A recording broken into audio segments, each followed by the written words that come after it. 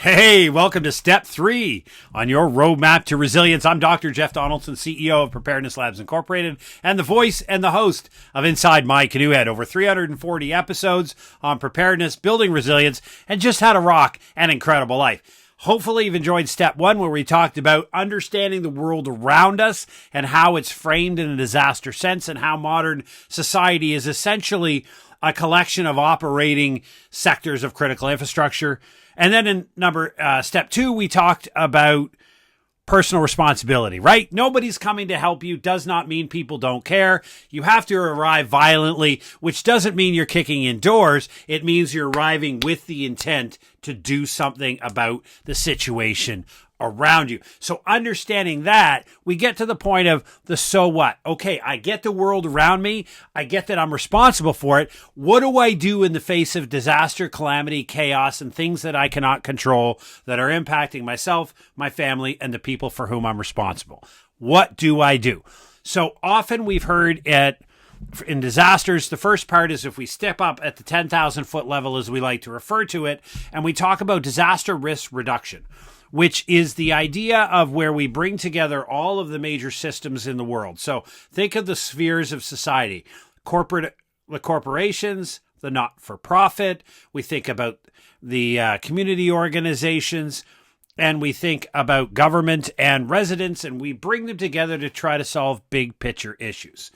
Disaster risk reduction is a famous office of the United Nations, and it's an exceptionally strong strategy for working at the subnational and national level to address specific hazards. The only hole in the armor of DRR is that it is hazard specific, which means they're looking at floods, they're looking at earthquakes. When we try to bring that and place that at the feet of households and local communities, what we find is an exceptional difficulty for them to take it aboard. And the reason behind that is when we think, if I was to say to you, hey, listen, here are the 12 or 15 hazards which you're currently exposed to, I'm going to ask you to sit down and make a plan to deal with each one of those. How's that going to go for you, right? The vast majority of people, when interviewed and talked about that, they turn to apathy or avoidance. They look at it as a high, insurmountable amount of work. You're asking them to do far too much, to deal with too much information, to overcome too many obstacles, and they'll just set it aside, choose avoidance, walk away, and they won't actually do anything. And in fact, by approaching disaster risk reduction at the community and municipal level, you can actually increase the level of uncertainty within a community because more people will become apathetic and avoid it. An emerging theory that we like to use here at Preparedness Labs Incorporated and on the podcast Inside My Canoe Head is disaster impact reduction. And what that grounds is, think of the cold face. You, your family, at the front edge of where the disaster impacts, right? And it's grounded in a simple question or a simple statement that says, we don't care why the power's off. We care that people have a strategy and a way to deal with a power outage. So we're not worried about whether it was an earthquake, a flood, or a tornado, an act of terrorism, political strife, a union busting event at a factory. None of that matters. What impacts is when we think about disaster through the lens of DIR theory, we're looking at the coalface and telling people, you care about a power outage. And when you speak in that language about specific events that have or people can wrap their head around are likely to happen to them, then you get a far more inclusion, you get far more involvement, and you get a much more receptive audience to you bringing in ideas, theories, and strategies that may encourage some type of behavioral adaptation that will improve the readiness or preparedness levels, right? So what we're trying to do is what we refer to it as the operationalization of academic theory. And it basically means, how do we take the great ideas that research informs? And we talk about this on the channel all the time and throughout the roadmap to resilience is everything that we talk about here is actually based upon research, right? It's not our opinion. It's not our belief. Is what does the known evidence tell us? And when we take that right from the academic papers, there's a gap between what the theories tell us, what the conclusions of the researchers tell us, and then the actual steps that John and Jane Q. Public are going to take at their house on the corner.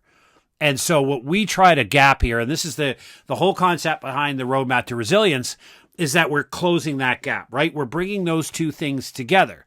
So when we look at disasters and significant disruptions, right? We talked about the definition of those in the previous episodes. When we think about what are your choices and what can you do? If there's a significant event that happens to you and your family, no matter where you live, you really have only a binary choice. That's it. You can either stay in your house or you can leave. Really nothing else, right? In the business, as we say, in the environment of disaster emergency management, shelter in place or evacuate. Or if you want to throw all the colloquial prepper language and say bugging in or bugging out. Whatever way you want to phrase it, however you want to do it, you really only have a binary choice. So we sat down and came up with the trifecta, and we'll explain the third one in a little bit. The trifecta of preparedness plans about, okay, if people can only stay or go, what does the research inform us? What do we know about families that did very, very well? Right? Because what we like to do is look at a population that experiences a calamity. The entire neighborhood experiences the very same calamity, say a power outage for 2 weeks. There are certain groups within that neighborhood who are going to do better than others. And so we localize those through research, and then we look at what did they do that the others didn't? What did they do differently that led them to better post-event outcomes? That's the research that informs what we're about to tell you, right? So these are the things that people did and had a better outcome. First is they were ready for their family. What does that mean? The first thing in shelter in place is always going to be, who's your family? Now you may laugh at me and say, I know who my family is, dude. But think about it. You don't know who's going to look to you, your distant cousin, the long lost friend, whatever it may be. Some other people may come to you for help and assistance. Some other people may look to you for leadership. In today's world, hey, listen, Ward Cleaver, the nuclear family is not the most popular. We have blended families. We have separated families. We have multi-generational families that have specific needs and concerns. You may have a member of your household who is in a care home, who lives not too far away in a care home, but if we see what happened to care homes in the pandemic, you're probably going to want to consider them. And your pets. Don't ever forget your pets. We love pets. God love them. They're a wonderful part of the family. So when I say to you, think of your family and all for whom you may be responsible, it's not just, hey, my kids and whatever, right? Take the time, figure that out. Once you understand that, the other thing that successful people did is framed it at animalistic requirements. And when I say, when you're sheltering in place, you as the leader, you as the head of the household, whomever you are responsible for providing for the animalistic requirements of all of those for whom you're responsible.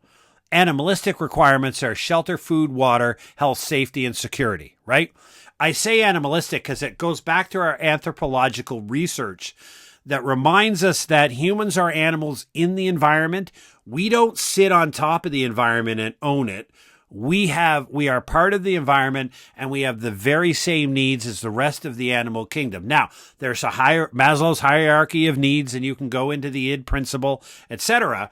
But what we're looking at is, if you frame it as an animalistic requirement, we talk about food, water, shelter in the beginning. Very simple, right? But your home is already your shelter. And as a great, brilliant individual said online, the gray-bearded Green Beret, huge fan of his work online. Go follow him. Wonderful, incredible individual. He talks about shelter as something to sleep on, something to sleep under, and something to sleep in. And it basically means your ability to thermoregulate your core temperature. Your home already does that for you. So in general, shelter is about being able to protect your people you care for from the elements and being able to climate control it. If you live in extreme heat or extreme cold locations, you need to be able to deliver a stable environment to your family, right? Very simple. Shelter's not complicated. Clothes, bedding, all the stuff that's, by the way, already in your house. Food is a system. And when we think about food and water, we want you to concentrate on a system. And the system simply means that food is not just a snack bar, right? Try to feed your family granola bars for 14 days and you're going to have your arse tossed out of the house. If I can't feed my wife, pour her a hot cup of coffee 24/7 or hot cup of tea, irrespective of the disaster, I'm out the door, right? Food is a system. You have to store the food. You have to prepare the food. You have to eat the food. You have to get rid of the food waste. You have to clean the utensils and the pots and pans and restore and be able to repeat it. So it's a system, right? Basically, food, water, shelter is an idea, a system. And when you think about it, how do I let my family live the normal lives that they do without access to utilities? So if you assume that the critical infrastructure, because remember, we talked about in step 1 that society is supported by 10 elements of 10 sectors of critical infrastructure. If we look at that and take the assumption that those critical infrastructure or some of them are down, and you assume, how do I get my family to stay in the home and continue their normal daily lives, their normal operations, do what they do, but I have no power and I have no water? Or so I have no power, I have no gas, I have no normal access to utilities. How do I go about doing that? That's the system look at it. And when you think about that, you likely already have. I mean, we've done surveys of households. The vast majority of households have 14 days of food or 21 days of food. They have the food necessary. What they don't think through is, how do I purify water if I don't have an ability to boil it? How do I cook food on the stove if there's no power for the stove? So it's thinking through different methodologies to do this, but just think about, I know how my family lives, and your and my family are probably somewhat similar, but we're probably pretty differently. We eat at different times. We like different foods. We like them in different orders. This is about trying to replicate normalcy to the greatest extent possible. This is not about beans and rice days cooking over an open fire in the woods, okay? All of you folks that want that, go have it. I've spent my entire life as an outdoorsman. I would not recommend dragging my family out to do the beans and rice thing. I won't have a family anymore. They will literally hang me from the tree. So when we think about that, when we move to health, safety, and security, we talk about first aid. Now, a lot of times people will try to sell you a first aid kit. Well, the skills and training are far more valuable than the kit itself, right? Your ability and your knowledge of how to provide first aid for your family, how to provide a safe household. So if there's no lights on in your house, is it a safe place to navigate? You reduce the potential for injury, which the research clearly shows increases in times of disaster. The risk of physical injuries goes exponential in the first 3 days of a disaster. You want to mitigate that to the greatest extent possible. So with that, you're making your house the safest place that it could possibly be. From a health perspective, what medications, what health supports do your family need? You may have somebody in a CPAP machine. You may have somebody that needs climate control. Do you need a power access? Do you need X number of watts of power? We have a system we call, what is your minimum power profile for your household, right? Now, we all would love to have the power on in this massive generator running out back, but in reality, when you do an assessment of your household, what is the true and real no poop minimum amps or watts that you have to have running or have access to run your household the way that you want it to, right? For example, do you simply want a power bank to store your, to run your family? Or is there, you need something bigger, some way to power generate? And this is not an advocacy for you to run out and buy a bunch of stuff. I have said preparedness is free and it does not require you to acquire any goods. What it does suggest, and we're going to talk about this in depth in part 5, is building that community network. So every household doesn't need a generator. Maybe the community needs a generator and to share it. Yeah, that's problematic, but it's a lot more reasonable than everybody running out and dropping $1,000 and trying to store a couple hundred liters of gasoline, which is problematic in the best of days in your backyard, right? So when you think about security, this is simply just the idea of, can you provide a secure location for your family to rest in peace, to reduce? Because remember, all of this shelter in place, the idea behind it is you want to systematically reduce the stress levels, right? You want people's anxiety to come down, their stress levels to come down, because that will make life much more happy and joyful as you navigate whatever the disruption it is. And the better you get at sheltering in place, and I don't mean buying more crap, I mean tightening the system and going through all of the steps necessary. When you tighten those systems and you get better at it, you elevate the quality of life to very, very close to pre-disaster steps, to the point where if you're good at this, and I mean really good at the shelter in place, your family may not even notice the fact that the power's out and the gas is off, other than minor things like candles lighting around the house instead of the light switch. Like, you've got it dialed well. And all of that requires zero financial investment. And that's the key. So that's the general idea behind that. Now, you got your family, you figured out how to provide animalistic requirements, and the question is, how long? Now, government messaging tells us 72 hours, right? And we talked about the preparedness gap in step 1, right? A couple episodes ago, we talked about the preparedness gap is the space between the disaster-induced need and the government or external assistance ability to provide it. So basically, you have needs that you can't meet, that the government can't meet. They tell you to go on your own for 72 hours for 3 days so that you're responsible for that preparedness gap. But then after 3 days, the government is saying they'll be able to step in and ameliorate that gap and provide that and meet your disaster-induced needs. The danger in that is there's no data to support that the government is able to do that. And it's not, again, I've said this 100 times. I have every respect for incident response, police, fire, and EMS, and emergency management, which is incident management, the people who work behind the scenes to run the systems in the EOCs, okay? Fantastic, wonderful people. But they have very real limitations on their capability and their capacity.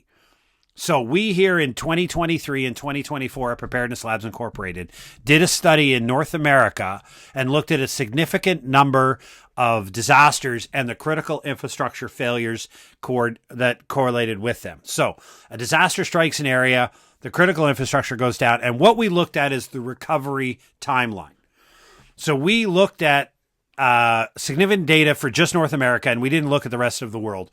But what we came to is that 94% of the critical infrastructure sectors were back up and running to pre-event standards within 14 days of the event, right? So if you bet on 14 days, which is what we recommend you're able to shelter in place for, then you're going to be right 94% of the times. The other 6% was due to catastrophic loss of a single entity. And that doesn't mean the town was wiped out. It means, for example, a tornado went through and took out the water treatment plant. It's going to take longer than 14 days to rebuild. Somebody will come up with a plan to mitigate that, but it will take longer. The rest of the CI will be back up and running, but this one portion won't. Or you live in a small rural town and the only grocery store burned down. That grocery store is going to take longer than 14 days to rebuild, right? So that's the 6th percentile. So if you bet on 14 days of being able to shelter in place, you're going to be correct 94% of the time. Because remember, as we classified disasters and emergencies in step 1 is a failure of access or a loss of access to a sector of critical infrastructure. So that's your shelter in place. You got your family. You got your shelter in place, your animalistic requirements, and now you have your timeline. You are good to go. Now we're going to talk about evacuation. You got to go. You got to get out of there. Again, I would argue, and I've argued with many academics and scholars on this, that this is the most impactful event that a family could go under.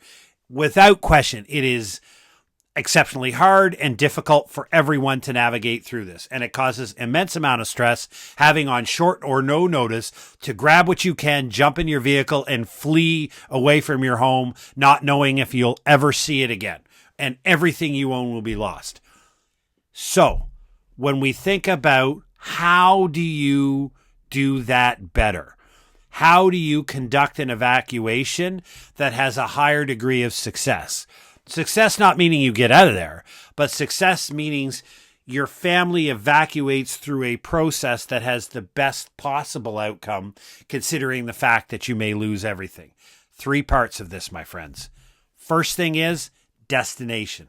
When we looked at the data on stress levels and the ability to cope and the ability to manage affairs, there are only 3 places you can go when you evacuate.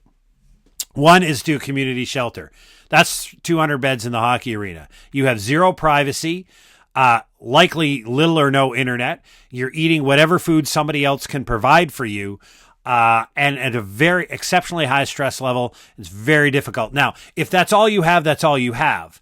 But that's an exceptionally difficult place to manage in, and a very difficult place to try to start making phone calls and restarting your life.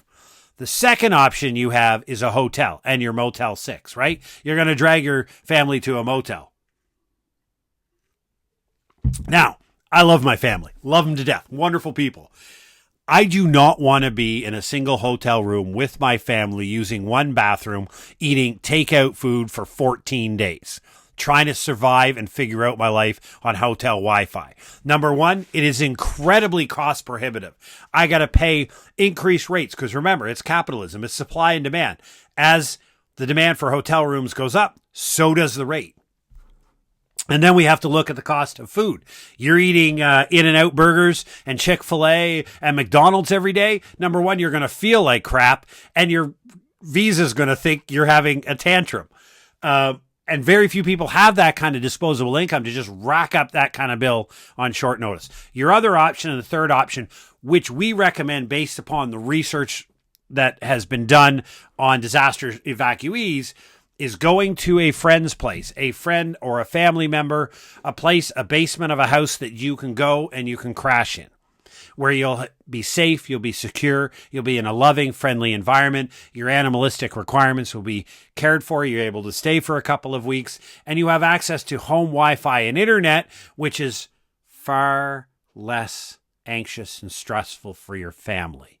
Everybody gets to gear down a level. Everybody, it's a traumatic and a difficult, and none of that goes away.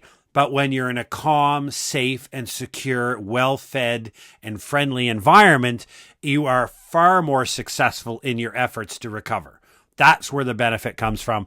And your wallet takes less of a hit, let's call it that. And I'll give you a prime example. Myself, I live in Ottawa, Ontario, in Canada. I have a friend who lives north of Kingston, Ontario, which is about 150 kilometers from here, about 100 miles. We have an exchange agreement. Him and his family can come to my basement whenever they need to evacuate. I can come to his. We will accept each other's families with open and loving arms, occupy the basement. We will feed, water, house them, provide them everything they need in the short order in the first couple of weeks as they're trying to figure it out. It cost us nothing. Absolutely nothing to set our two families up for success.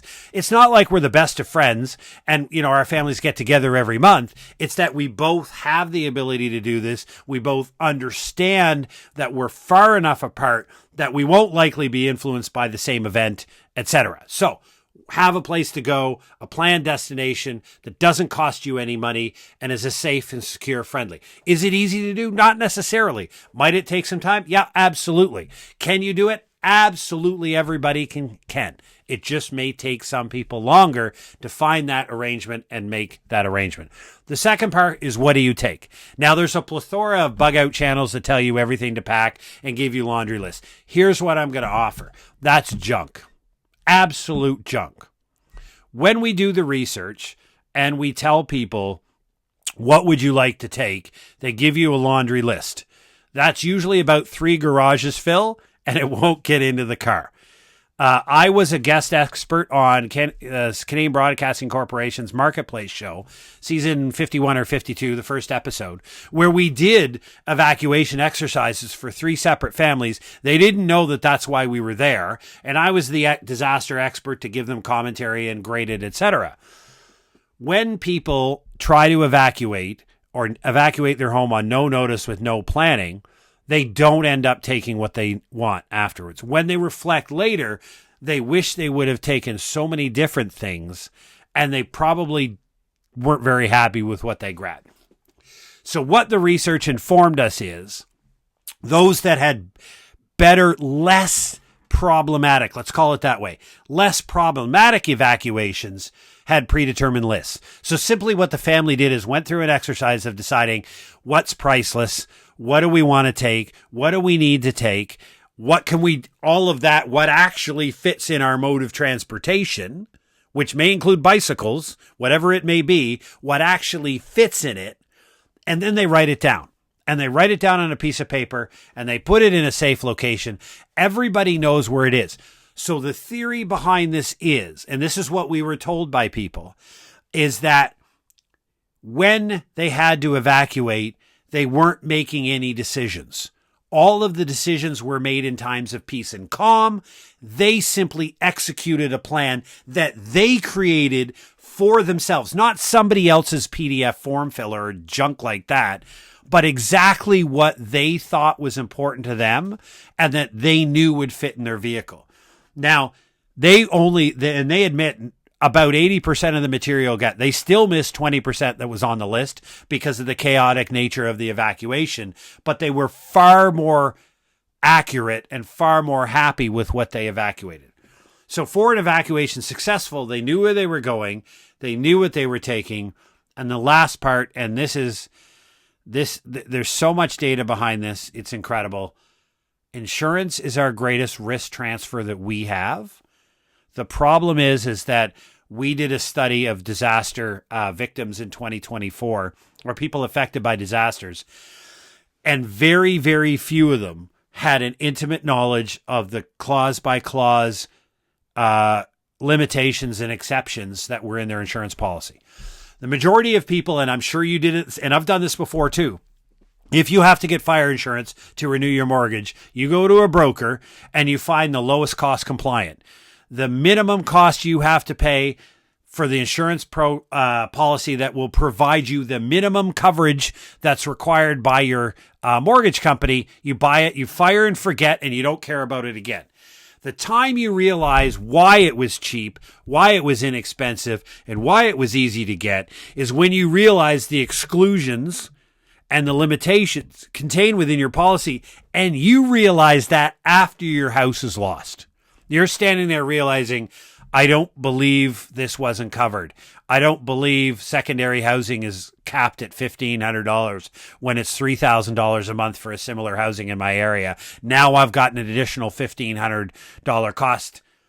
People were unpleasantly surprised, to be politically correct, about the actual limitations contained in their insurance.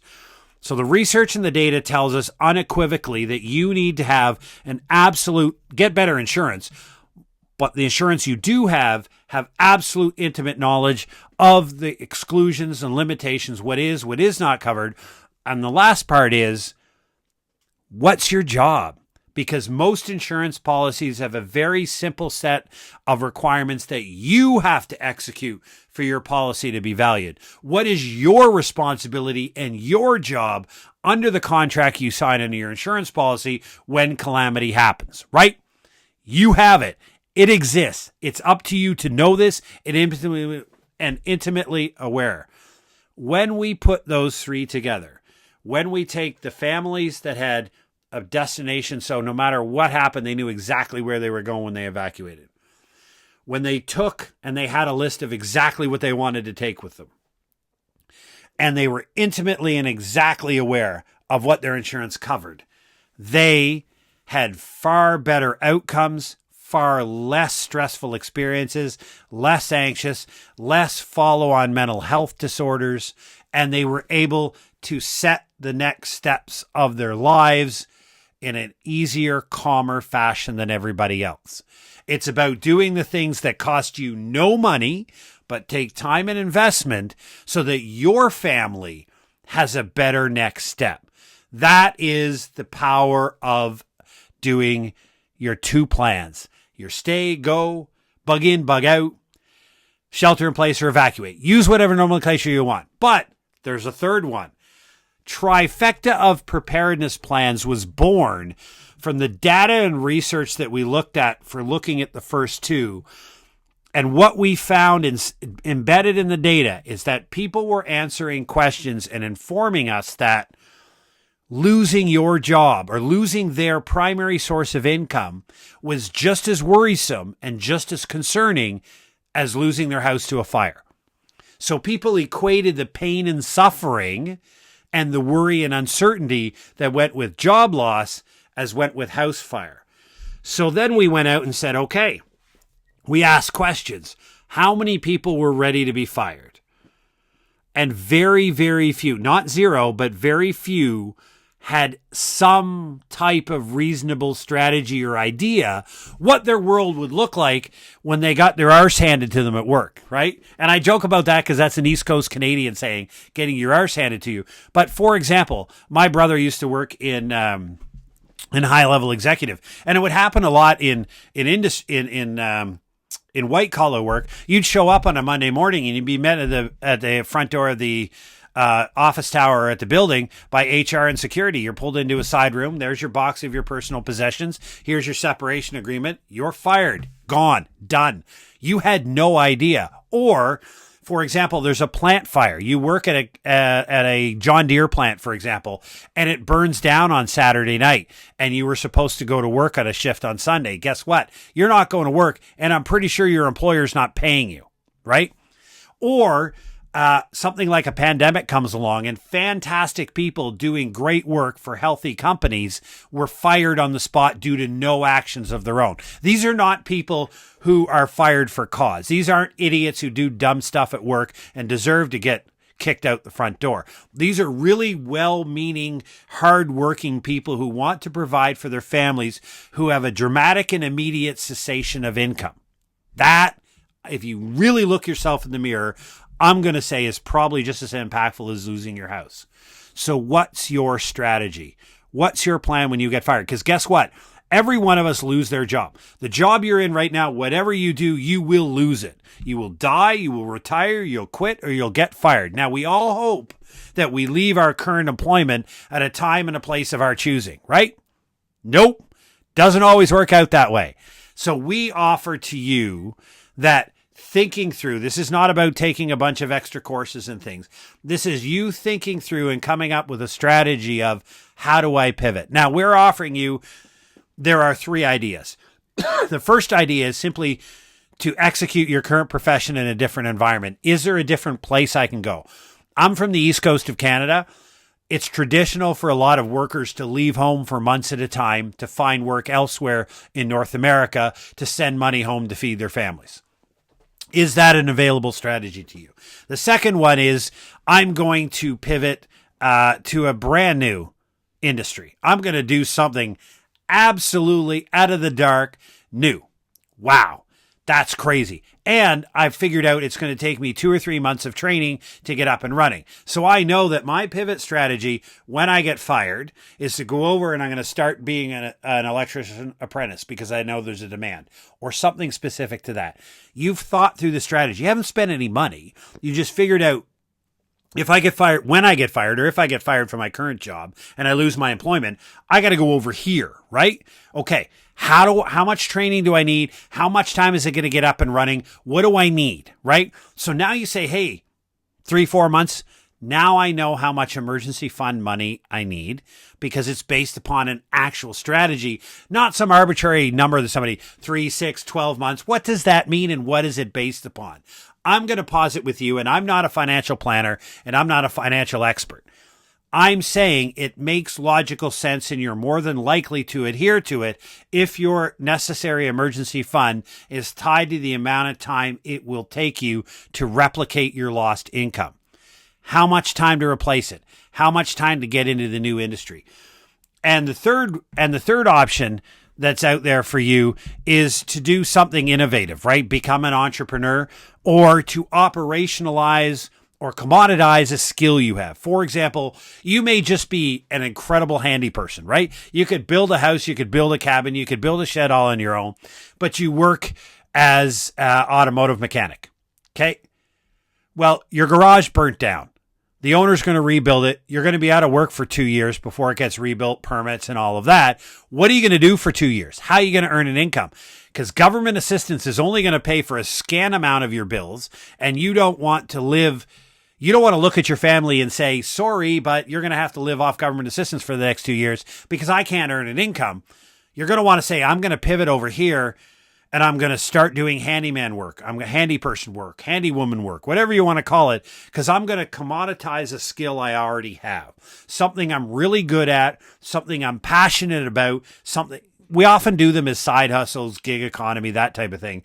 But think about skills or areas that you're really good at, have an incredible level of knowledge, and you think there's an ability to make money doing that, then spend some downtime researching that, right? This is not something you have to come up with for tomorrow morning, but it's basically grounded in the simple question.